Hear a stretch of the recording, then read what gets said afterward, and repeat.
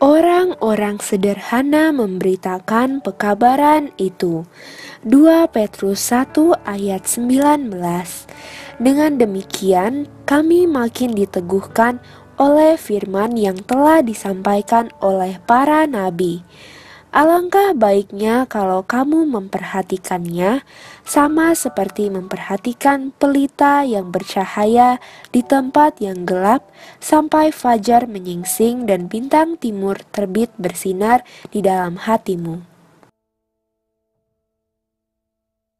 Pekabaran ini, Wahyu 14 ayat 6 dan 7, dinyatakan sebagai bagian Injil yang kekal itu. Pekerjaan mengabarkan Injil tidak diserahkan kepada malaikat-malaikat, tetapi telah dipercayakan kepada manusia. Malaikat-malaikat kudus telah ditugaskan memberi pengarahan kepada pekerjaan ini. Mereka bertanggung jawab terhadap pergerakan besar demi keselamatan manusia. Tetapi pengabaran Injil harus dilaksanakan oleh hamba-hamba Kristus di atas bumi. Orang-orang setia yang taat kepada bisikan Roh Allah dan pengajaran-pengajaran firman-Nya harus memberitakan amaran ini kepada dunia. Orang-orang ini adalah mereka yang memperhatikan firman yang telah disampaikan oleh para nabi, yaitu pelita yang bercahaya di tempat yang gelap sampai fajar menyingsing dan bintang timur terbit bersinar. 2 Petrus 1 ayat 19.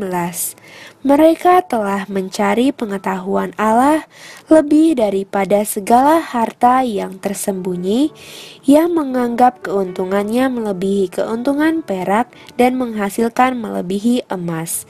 Amsal 3 ayat 14. Dan Tuhan menyatakan kepada mereka perkara-perkara besar dalam kerajaan itu. Tuhan bergaul karib dengan orang yang takut akan Dia, dan perjanjiannya diberitahukannya kepada mereka. Mazmur 25 ayat 14. Bukanlah sarjana-sarjana teologia yang memiliki pengertian terhadap kebenaran ini dan melibatkan diri dalam pengabarannya. Sekiranya para pengawal yang setia ini dengan rajin dan dengan berdoa menyelidiki kitab suci itu, maka mereka akan mengetahui saat malam itu. Nubuatan-nubuatan akan mengungkapkan kepada mereka peristiwa-peristiwa yang akan terjadi, tetapi mereka tidak memanfaatkan kesempatan ini. Dan pekabaran itu telah dipercayakan kepada orang-orang yang tidak bersekolah tinggi.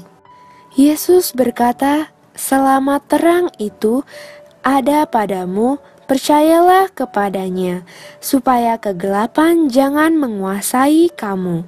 Yohanes 12 ayat 35.